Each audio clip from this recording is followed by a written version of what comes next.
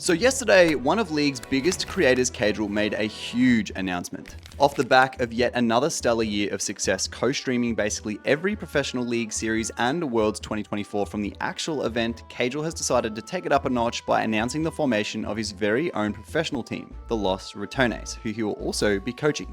And I cannot overstate how insanely hype this roster is. Here is just some of his announcement. I'm starting an esports team in League of Legends. I'll be the coach, and the team name is lolesports. Yeah, I had a lot of options for 2024 moving into 2025. There was definitely like one big project that I wanted to do to try and contribute to the scene. The three avenues that I could have gone down for 2025 one of them was the SLC, which is essentially was going to be the Streamer League Championship, where I was going to get like 8 to 10 creators from across Europe to make their own teams. Similar to the Kings League model, if you are familiar with it. Unfortunately, that was a bit too hard to pull off. One of the other avenues was an NA Challenger team, but I don't really know the region that well, and the time zones were a bit tricky, but the promotion spot, the LCS, was quite enticing. And the idea behind this was, how do we make a team that's competitive, but also really fun for you guys and good content to be able to watch? We didn't want to make a team with 5 ex-pro players that would just win the league. I think that's a bit boring. We didn't want to make a team that was 5 content creators because they might not be competitive and lose. That's a bit boring. We wanted a team that was competitive and fun. Following this was the unveiling of said team, which is easily the most hype part about the announcement.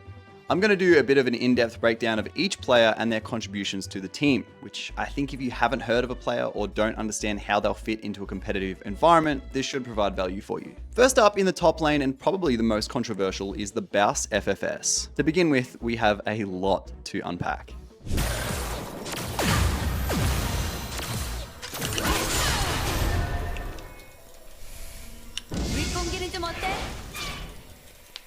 적을 처치했습니다. Piecing out of there. What is this?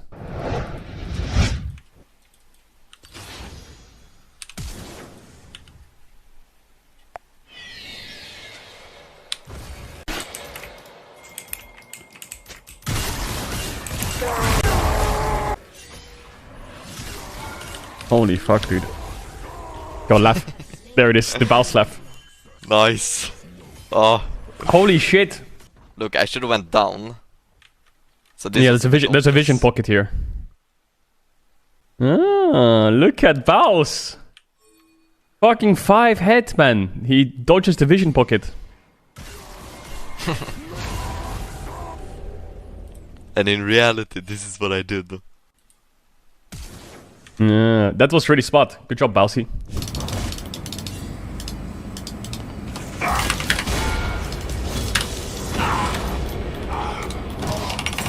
예? 먼데 유관 김에 맛있는 거 먹고 오자. 에라 모르겠다. 아 어떻게 하지?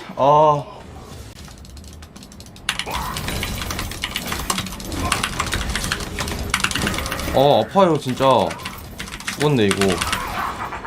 왜 이렇게 세? 어디서 잘못된 거지?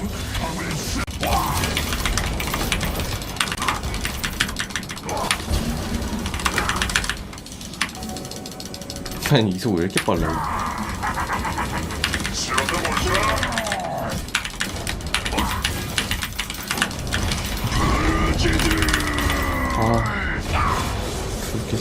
As I'm sure most of you know, the TheBausFFS is one of the biggest names in League of Legends, over the past 3 years gathering a massive following of around 3 million followers across all of his socials. This is due mostly to his consistently optimistic attitude, sense of humor, and diabolically unconventional gameplay style that he somehow makes work season after season.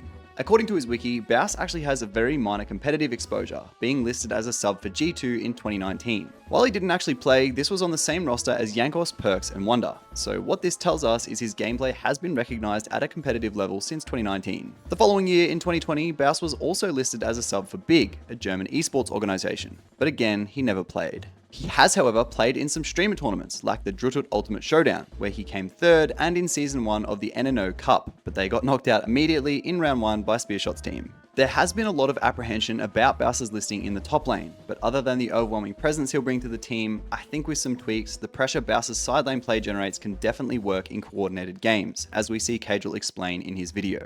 Of course, Baus, the Inta, a lot of people are going to be like, Caedrel, Baus is going to run it down. His style is inting. How's that going to work in pro play? We're going to fine-tune a few things here and there. I don't want to change his style too much. And I think a lot of you, if you know the Baus, you'll know that he has really good mechanics. And I think that if we just kind of hone and fine-tune those skills, I think he'll be absolutely fine. Other than that, his champion pool is also very diverse and obscure, which could lead some teams to not know how to deal with him in pick and ban. Over his career, Baus has pulled off many really amazing plays in solo queue, even as high as top 10 EU West, peaking above 1300 LP and reaching Challenger in Korea, where he was recognized by big players such as Zeus. I also think a lot of his streaming persona is put on, because when Baus locks in and climbs on an off-stream account, he usually ends really high and with very impressive win rates, so maybe we're yet to see his best gameplay to come. Moving on in the jungle is a bit of a dark horse, Velja, if you pronounce that right. Now this didn't really surprise me, I've seen Velja's name around for a while now, but as recently as July the 1st, he actually hit rank 1 on the EU West server as high as 1750 LP, boasting a very impressive win rate. It's just more safe to gank that lane.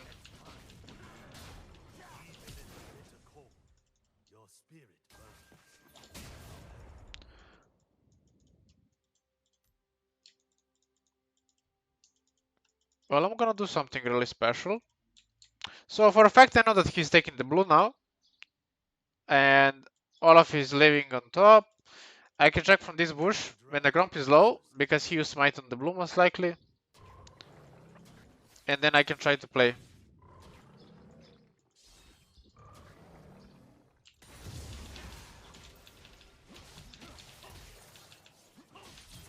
Alongside that, although he is the smallest name on the roster, Velja has a lot of recent competitive experience. Since 2019, Velja has played for all of these teams on your screen in minor leagues, so I can really see him stepping up with the names around him, especially as jungle is the position that ties the map together the most and sets the lanes up to succeed. Probably the player most viewers will have their eyes on, as his numbers and stats set a precedent, but he still needs to perform to back it up. And in the mid lane, the very hotly anticipated Nemesis. Not really needing an introduction, as Nemesis is purely one of the best players to ever come out of Europe, his return to competitive is definitely something fans have wanted for a long time. Being recognized by even Korean professionals like Chovy and Showmaker, Nemesis's mid lane play is as solid as a rock, and he is known as one of the only players to really ever rival Caps, the most winning player in all of Europe.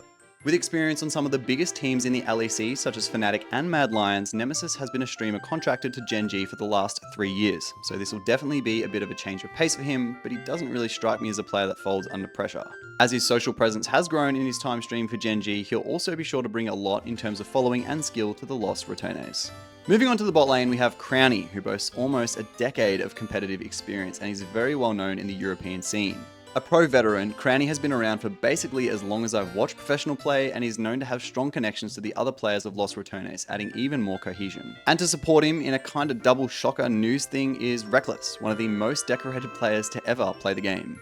Just last week, we saw Rekkles announce his departure from World Champions T1, which was a huge shock to many, as it seemed Rekkles was really able to re-find his feet with their academy team before subbing in at the World's Finals. Here's a bit of his departure for context. So as we hear, the temptation of competing back home was too much, but now that we know he announced it with Los Ratones in mind, it makes a lot more sense, as this is one of the biggest things to happen to a competitive league in a long time. Pretty smart move either way. The oldest and also most experienced player in the roster, Rekkles is a European legend and really rounds out what is already a very exciting and talented roster, playing the game competitively since 2012 and has even played with Midlane and Nemesis before on Fnatic in 2020. Rekkles joining will add even more exposure to the team and their following, as he was able to amass quite a fan base playing in the East, building friendships with much loved T1 members and especially Carrier. Hot pot! You boring? Are you boring? You are boring? Can play. Are you boring? What the fuck? 몇 초야?